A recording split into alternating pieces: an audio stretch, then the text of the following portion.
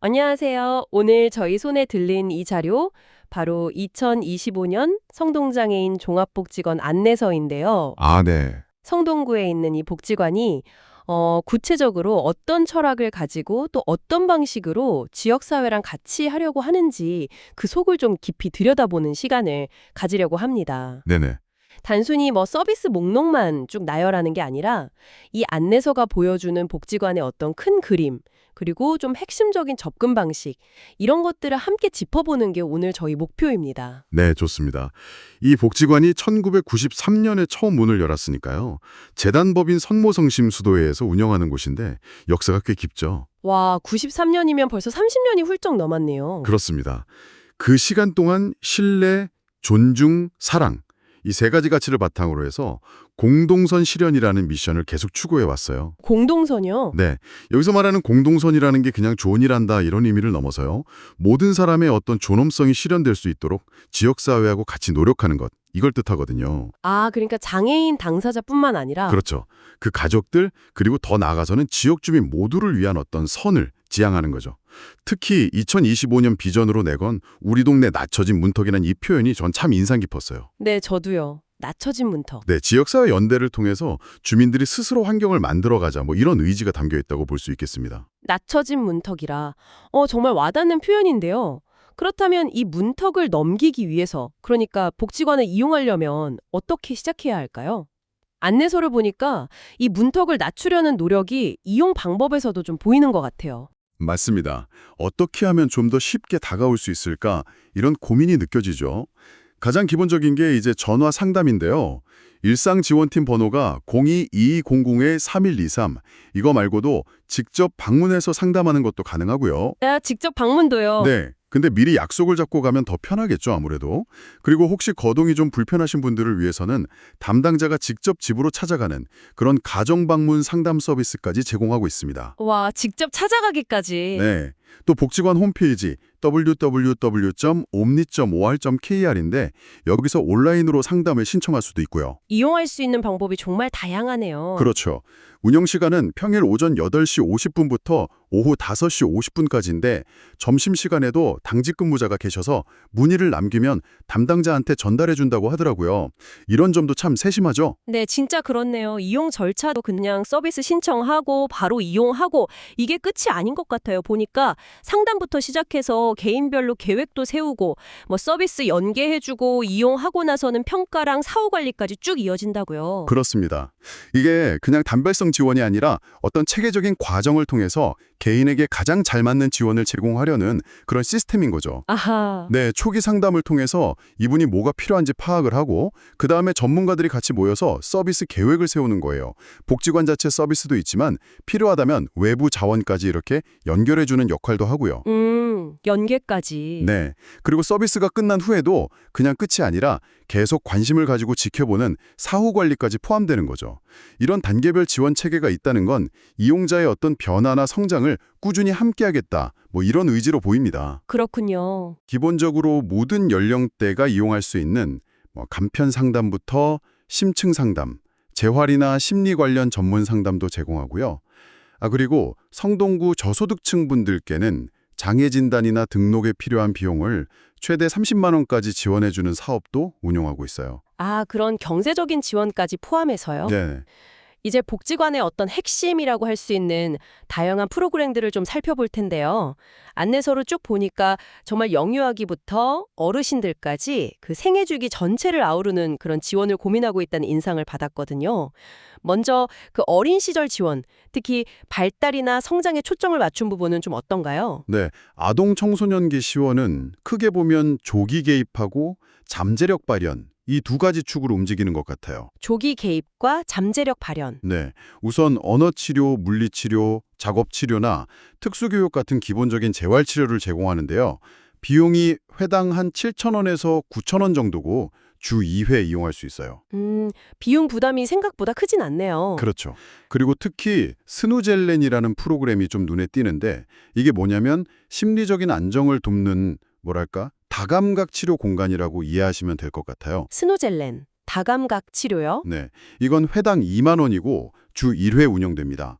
그리고 언어 치료 같은 경우는 만 13세 미만 아동까지는 대기가 가능하다고 하니까 그만큼 조기 지원이 중요하다는 걸 알고 있는 것 같아요. 치료적인 접근뿐만 아니라 아이들이 좀 즐겁게 참여하면서 사회성이나 신체 능력 같은 걸 키울 수 있는 활동들도 중요할 텐데요. 그런 건 없나요? 물론 있죠. 바이올린이나 첼로 같은 악기를 배우면서 협동심을 기르는 어울림단이라고 합주반이랑 예비단이 있는데 월 3만 원이고요. 오, 음악 활동도 있네요. 네. 그리고 플로어 컬링이나 농구, 댄스, 배드민턴 같은 걸 즐기는 다양한 스포츠 교실도 있어요. 이것도 대부분 월 3만 원 정도고요. 방학 중에는 또 계절 특강이라고 해서 6만 원에 참여할 수 있는 프로그램도 열리고요. 종류가 정말 많네요. 네, 선택의 폭이 꽤 넓죠. 이런 활동들이 그냥 단순히 여가 시간을 보내는 걸 넘어서 아이들이 또래 관계를 만들고 뭔가 해냈다는 성취감을 느끼는 그런 긍정적인 경험을 쌓게 돕는 중요한 역할을 하는 거죠. 그렇겠네요. 아이들이 크면서 청소년기가 되면 또 진로 고민이 깊어질 텐데 이 부분에 대한 지원은 좀 어떤가요? 고등학교 2, 3학년 발달장애 학생들을 대상으로 하는 전환기 아카데미라는 게 있습니다. 전환기 아카데미요? 네, 여름방학 중에 무료로 운영되는데요. 말 그대로 학교 졸업하고 사회로 나아갈 준비를 돕는 프로그램이에요. 직업 탐색이라든지 사회 적응 훈련 같은 걸 통해서 성인기로 잘 넘어갈 수 있도록 지원하는 거죠. 아, 무료로요? 정말 필요한 지원이겠네요. 이런 개별 프로그램들을 쭉 관통하는 좀 더 큰 그림 같은 게 있을까요? 예를 들면 아까 말씀하신 성동우리 아이 발달 지원단 같은 활동은 어떤 의미가 있는 건가요? 성동우리 아이 발달 지원단. 이게 바로 아까 말씀드린 조기 개입의 중요성을 실제로 구현하는 핵심 사업이라고 볼 수 있습니다. 핵심 사업. 네, 발달이 좀 늦는 것 같다 걱정되는 영유아들을 최대한 빨리 발견해서 필요한 지원을 연결해 주는 데 집중하는 거예요. 온라인으로 무료 발달 검사도 받을 수 있고요. 필요하면 한국형 베일리 영유아 발달 검사. 이건 성동구 주민은 무료라고 해요. 오, 무료 검사도 있군요. 네. 그리고 부모 아동 놀이 평가 PCPA는 3만 원. 웩슬러 지능 검사는 6만 원, 기질 및 성격 검사 TCI는 2만 원. 이런 전문적인 평가 도구들도 활용하고요. 검사 종류도 다양하네요. 그렇죠. 근데 중요한 건 검사에서 끝나는 게 아니라 0세부터 36개월 영유아 가정을 직접 방문해서 양육 컨설팅을 제공하는 조기 개입 서비스까지 운영한다는 점이에요. 이건 주 1회 회당 2만 원이고요. 와, 가정 방문 컨설팅까지. 네. 이런 노력들이 결국 아이의 성장 가능성을 최대한 끌어올리기 위한 지역사회의 어떤 선제적인 투자다. 이렇게 볼 수 있겠습니다. 네, 정말 중요한 부분이네요. 자, 그럼 아동기를 지나서 이제 성인기로 접어들면 필요로 하는 지원의 종류가 훨씬 다양해질 텐데요. 성인 프로그램은 어떤 특징을 좀 보이나요? 성인 프로그램은 크게 보면 평생학습하고 경제적 자립 지원, 그리고 사회 참여 확대, 이 세 가지 키워드로 좀 요약해 볼 수 있을 것 같아요. 평생학습, 경제적 자립, 사회참여 확대. 네. 우선 평생교육 쪽을 보면 고등학교 졸업한 성인 발달장애인들을 위한 종일 프로그램이 있어요. 발달장애인 평생대학이라고 월 29만 원이고 연령별로 나누리반, 다누리반 이렇게 나뉘어 있고요. 아, 평생대학. 종일 프로그램이면 하루 종일 복지관에서 활동하는 건가요? 네, 그렇죠. 근데 이거 말고도 모두의 평생교육이라는 이름으로 정말 다양한 단과 프로그램들이 개설돼 있어요. 모두의 평생교육이라니 이름부터 뭔가 포괄적인 느낌이 드는데요.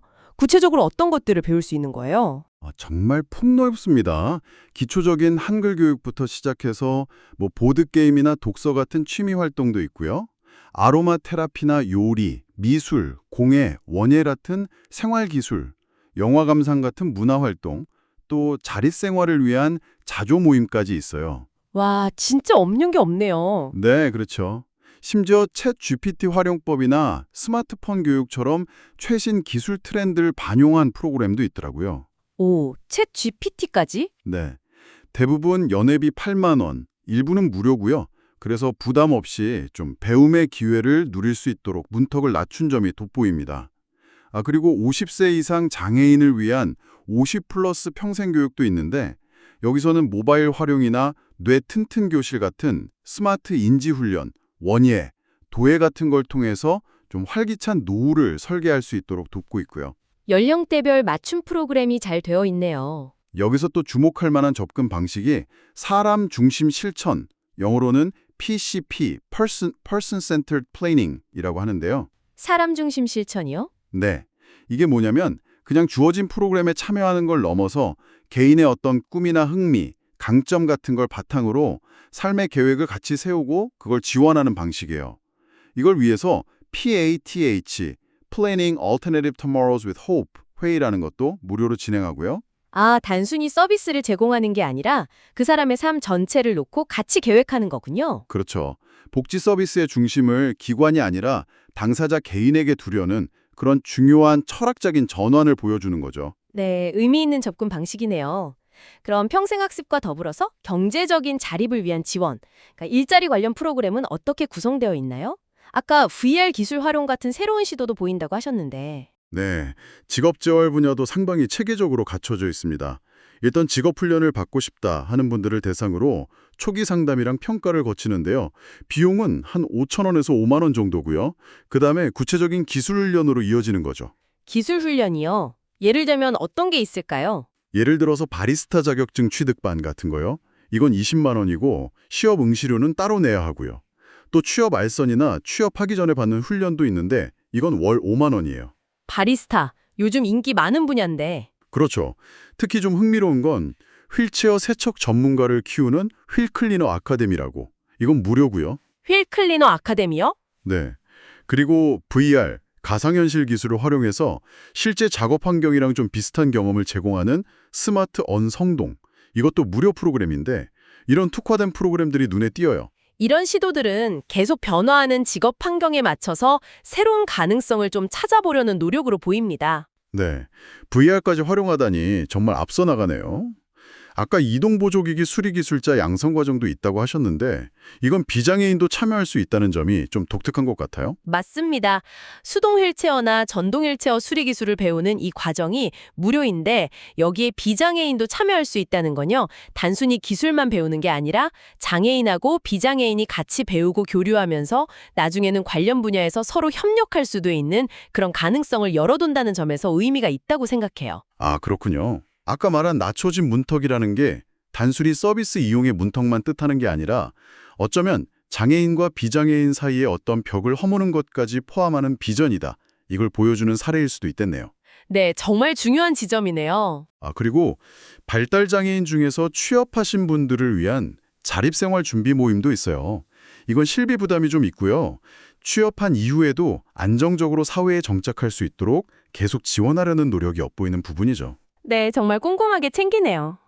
자, 그럼 이제 개인의 성장이나 자립 지원을 넘어서 이 복지관이 지역사회하고는 어떻게 관계를 맺고 있는지 함께 만들어가는 모습은 좀 어떤가요? 지역사회 통합 노력은 크게 두 가지 방향으로 나타나는 것 같아요. 하나는 거동이 좀 불편하신 재가장애인분들이 지역사회 안에서 기본적인 생활을 유지할 수 있도록 직접적으로 돕는 지원이에요. 아, 직접적인 지원이요? 네, 밑반찬이나 야쿠르트 배달해주고 임의용 서비스, 세탁, 안경 지원, 또 같이 나들이 가거나 명절 지원, 김장 나눔, 방역, 난방이나 집 환경 개선해주는 것까지 정말 일상생활하고 아주 밀접하게 연결된 다양한 서비스를 무료로 제공하고 있어요. 와, 정말 생활에 꼭 필요한 것들이네요. 그럼 다른 하나는 어떤 건가요? 다른 하나는 지역 주민들하고의 교류를 좀 활성화하는 활동들이라고 할 수 있겠죠. 아, 교류 활동? 네, 마장동, 성수동, 행당동 주민들이 같이 참여하는 통합 주민 모임 성동 마을품이라는 걸 운영하고요. 추석 때는 지역 주민들이 다 같이 어울리는 한마음 축제 같은 것도 열어요. 축제도 여는군요. 네. 또 전국 규모로 이동기기 수리 기술자 기능 대회를 열어서 전문가들끼리 교류하는 장을 만들기도 하고 연말에는 재가 이용자분들을 위한 주민 송년회를 통해서 어떤 공동체 의식 같은 걸 다지기도 하고요. 심지어 모델 양성 아카데미도 있던데요. 네, 맞아요. 전문 모델 교육을 통해서 장애인 모델을 양성하는 모델 양성 아카데미도 운영하는데 이건 어떻게 보면 사회적인 편견에 좀 도전하고 새로운 가능성을 보여주려는 그런 시도로 해석될 수 있겠죠. 네, 정말 다양한 방식으로 지역사회와 함께 하려고 노력하네요. 근데 장애인 당사자뿐만 아니라 그 가족들에 대한 지원도 정말 중요할 텐데요. 이 부분은 어떤가요? 아, 물론입니다. 가족 지원도 빼놓을 수 없죠. 돌봄 부담이 큰 가족들한테 잠시나마 좀 쉴 수 있는 시간을 제공하는 장애인 돌봄가족 휴가제라는 게 있어요. 서울시에서 13가정을 대상으로 하고요. 아, 휴가제요? 정말 필요하겠어요. 그렇죠. 그리고 필요한 정보나 양육 기술 같은 걸 배울 수 있는 부모 교육, 또 주 양육자분들이 겪는 심리적인 어려움을 지원하는 부모 심리 상담 같은 것도 마련되어 있습니다. 결국 가족 전체가 안정되어야 당사자도 안정적인 삶을 살 수 있다는 그런 인식이 깔려 있는 거죠. 네, 맞아요. 가족 지원은 필수죠. 더 나아가서 복지관이 단순히 서비스를 제공하는 역할만 하는 게 아니라 지역사회 환경 자체를 좀 변화시키려는 그런 노력도 보이는 것 같아요. 예를 들어 장애치나 마을 사업이나 이음가게 같은 것들이 그런 예시일까요? 정확하게 보셨습니다. 장애 친화 마을 사업은 장애인 당사자가 직접 참여해서 우리 동네 환경에 뭐가 불편한지 찾아내고 개선하는 활동이고요. 장애 친화 상점 이음가게는 장애인분들이 좀 편안하게 이용할 수 있는 동네 가게들을 발굴해서 홍보하는 사업이에요. 아, 이음가게 이름도 좋네요. 네. 이게 바로 물리적인 장벽뿐만 아니라 심리적인 장벽까지 낮추려는 실질적인 행동인 거죠. 또 뇌병변 장애인을 위한 재활운동 컨설팅을 제공하는 거점 복지관 사업, 이건 서울시 거주자 대상이고요. 주민들의 자발적인 모임을 지원하는 주민 동아리 사업도 지역사회 기반을 다지는 활동이라고 볼 수 있습니다. 주민들이 주도적으로 참여하는 거군요. 그렇죠. 특히 인상적인 건 발달장애인분들이 직접 인권 강사로 활동하면서 직장 내 인식 개선 교육 같은 걸 진행하는 발달장애인 인권 강사 양성릭 파견 사업이에요. 와, 당사자가 직접 강사로요? 네, 이건 당사자의 역량도 키우고 동시에 사회적인 인식도 개선하려는, 어떻게 보면 두 마리 토끼를 잡으려는 아주 중요한 시도라고 할 수 있죠. 실제 전문기관으로 인증도 받았다고 하더라고요. 정말 대단한데요. 정말 지원 체계가 폭넓네요. 그 외에도 뭐 국가나 시에서 지원하는 바우처를 활용한 서비스라든지 아니면 특별한 돌봄이 필요한 분들을 위한 사업들도 있겠죠. 네, 있습니다. 보건복지부에서 하는 발달 재활 서비스나 서울시 교육청의 특수교육 대상자 치료 지원 같은 바우처 사업을 통해서 인지, 언어, 미술, 음악, 놀이치료 같은 걸 이용할 수 있고요. 비용은 회당 약 38,000원에서 4만 원 정도 되는 것 같아요. 아, 바우처 연계도 되는군요. 네. 그리고 도전적 행동 같은 것 때문에 돌봄 부담이 아주 큰 최중증 발달장애인분들 만 18세에서 64세 심의 통과 시를 위한 통합 돌봄 사업이라는 것도 있어요. 이건 1:1 맞춤 돌봄을 무료로 제공해서 가족들의 부담을 크게 덜어주는 사업입니다. 식비 같은 일부 실비는 발생할 수 있고요. 최중증 장애인에 위한 지원까지 정말 촘촘하네요. 그리고 혼자서 일상생활이나 사회생활에 좀 어려운 중증 장애인분들을 위한 장애인 활동 지원 사업도 있는데요. 만 6세부터 64세까지 대상이고 활동 지원사를 파견해서 신체 활동이나 가사 활동, 사회 활동 같은 걸 도와주는 서비스예요. 이건 소득 수준에 따라서 본인 부담금이 발생하고요. 활동 지원 서비스군요. 네. 또 만 18세부터 64세 성인 발달장애인분들이 낮 시간을 좀 의미 있게 보낼 수 있도록 지원하는 발달장애인 주간활동 사업도 있습니다. 이것도 바우처를 사용해서 취미나 교육, 자립준비 같은 활동에 참여하는 거고요. 낮 시간 활동 지원도 중요하죠. 복지관 안에 또 별도로 운영되는 시설도 있어요. 성동 주간보호센터는 만 20세에서 35세 성인 발달장애인 분들께 낮 시간 동안 돌봄이랑 다양한 활동, 요리, 레크리에이션, 동아리 등을 제공하고요. 이용료는 월 23만 원의 별도 비용이 좀 있고요. 또 성동 보호작업장은 만 18세에서 30세 발달장애인 분들을 대상으로 직업적응 훈련 같은 걸 실시하는데 이건 월 5만 원의 별도 비용이 있습니다. 아, 복지관 안에 또 다른 센터랑 작업장까지 있군요. 네, 이런 다양한 서비스랑 시설들이 있다는 건 일반적인 지원부터 최중증 장애인을 위한 전문적인 돌봄, 그리고 직업훈련까지 필요에 따라서 여러 층위의 지원 시스템을 갖추고 있다는 걸 보여주는 거죠. 네, 정말 그렇네요. 자, 그럼 이용자 입장에서 꼭 알아야 할 권리라든지 아니면 이 복지관을 좀 지지하고 싶은 분들을 위한 정보는 어떻게 안내되어 있나요? 그 부분도 아주 중요하죠. 이용자의 권리를 명확하게 명시하고 있다는 점이 중요합니다. 차별받지 않을 권리, 안전하고 쾌적한 환경에서 보호받을 권리, 정보를 요구하고 서비스 과정에 참여하면서 의견을 낼 수 있는 권리 등이 보장된다는 거죠. 권리 명시가 중요하죠. 동시에 또 직원의 권리, 예를 들어 안전을 보장받고 부당한 요구는 거부할 수 있다는 내용도 함께 안내하면서 서로 존중하는 문화를 강조하고 있어요. 아, 상호 존중? 네. 그리고 이용하다가 불편한 점이나 건의할 사항이 있으면 복지관 홈페이지 고객의 소리 게시판이나 전화 02-2290-3108 아니면 각 층에 있는 건의함 또는 카카오톡 채널 실시간 채팅 등 아주 다양한 창구를 통해서 언제든지 전달할 수 있도록 해놨어요. 그리고 15일 안에 처리 결과를 받을 수 있다는 투명한 절차도 마련되어 있고요. 소통 창구가 정말 다양하네요. 그럼 후원이나 자원봉사를 통해서 좀 함께하고 싶다 이런 분들도 있을 텐데요. 네, 후원 같은 경우는 물품으로 기증할 수도 있고 온라인으로 정기나 일시 CMS 후원도 가능하고요. 네이버 해피빈 콩 기부나 무통장 입금 이런 다양한 방법으로 참여할 수 있습니다. 그리고 연말정산 때 기부금 영수증 발급받아서 소득공제 혜택도 받을 수 있고요. 후원 문의는 02-2290-3108로 하시면 됩니다. 자원봉사는요? 자원봉사는 중학생 이상이면 누구나 참여 가능해요. 프로그램 보조나 행정지원 같은 걸 할 수도 있고 아니면 사진 촬영이나 디자인 같은 본인의 재능을 기부하는 형태로도 함께 할 수 있습니다. 자원봉사 문의는 02-2290-31049요. 봉사시간은 VMS나 1365 자원봉사 포털 통해서 확인서 발급도 가능하다고 합니다. 네, 참여 방법이 잘 안내되어 있네요. 복지관 시설 자체도 좀 지역사회의 열린 공간으로 활용하려는 모습이 보이는 것 같아요. 맞습니다. 6층에 있는 북카페 꿈방이나 지하 1층의 주민 공유 공간 들락 같은 곳은 이용자뿐만 아니라 지역 주민 누구나 와서 좀 쉬어갈 수 있는 공간으로 운영되고요. 아, 북카페랑 공유 공간? 네. 그리고 1층에 있는 이동 보조기기 수리센터에서는 휠체어 수리, 성동구 등록장애인은 부품비 지원도 해준대요. 그리고 방문 수리나 세척, 수동 휠체어 대여, 일달 같은 실질적인 편의도 제공하고 있고요. 수리센터도 있군요. 이용하겠네요. 네. 또 5층에 영상 제작 공간인 통통 스튜디오나 지하 1층 들락, 4층 세미나실, 6층 강당이나 체육관 같은 일부 공간은 외부에도 대관을 해준다고 해요. 유료나 무료로요.